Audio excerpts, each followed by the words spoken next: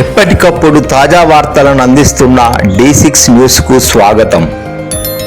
ఈ రాష్ట్రానికి భవిష్యత్తులో జిఎస్డిపి పెరగటానికి కావలసిన విధంగా రాష్ట్ర ప్రభుత్వం గౌరవ ముఖ్యమంత్రి రేవంత్ రెడ్డి గారి నాయకత్వంలో ఈ ప్రజాప్రభుత్వం యావత్ కేబినెట్ సహచరులందరూ కలిసి పెద్ద ఎత్తున కొన్ని ప్రణాళికలు తయారు చేయడం జరిగింది. ప్రపంచంలో అత్యంత అభివృద్ధి చెందినటువంటి దేశాలతో పోటీ పడే స్థాయిలో తెలంగాణకి బలమైనటువంటి పునాదులు వేస్తూ 2047 కల్లా $3 ట్రిలియన్ ఎకానమీగా తెలంగాణ రాష్ట్రాన్ని తీర్చిదిద్దాలనేటువంటి ఆలోచనతో ముందుకు పోతున్నటువంటి సమయం ఇది.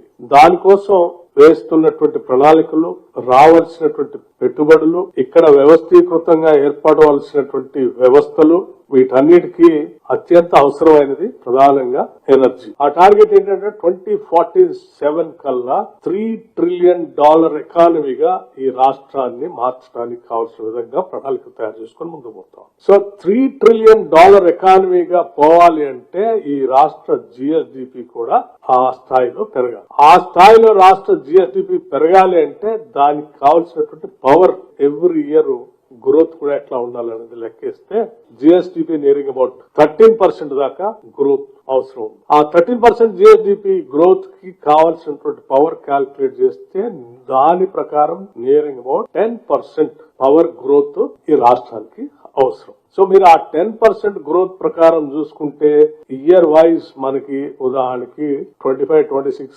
18,826, అట్లాగే 29-30 కల్లా 27,562, అట్లాగే 35-36 కల్లా 34-35 48,000 ఇలా పెరుగుతూ 10% లా పెరుగుతూ 2046-47 కల్లా 1,39,310 మెగావాట్స్ పవర్ ఈ రాష్ట్రానికి అవసరం. సో ఈ స్థాయిలో గ్రోత్ ఉండబోతా ఉంది ఈ రాష్ట్రం. సో ఈ రాష్ట్రానికి ఈ స్థాయిలో ఇంత గ్రోత్ అవసరం ఉంటే మనం ఉన్నటువంటి కాంట్రాక్టెడ్ కెపాసిటీ ప్రస్తుతం ఉన్నది చూస్తే ఉదాహరణకి టోటల్ ఇన్స్టాల్డ్ కాంట్రాక్టెడ్ కెపాసిటీ వచ్చేసి 20,754.